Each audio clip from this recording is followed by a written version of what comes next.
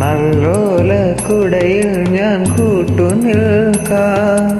വേലി പെണ്ണായി നീ വരുമ്പോൾ നല്ലോല കുടയിൽ ഞാൻ കൂട്ടുനിൽക്കാം.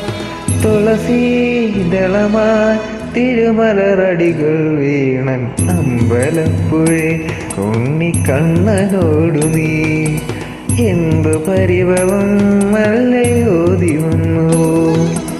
കൽവിളക്കുകൾ പാതി മിന്നി നിൽക്കവേ എന്തു നൽകുവാൻ എന്നെ കാത്തു നിന്നു നീ.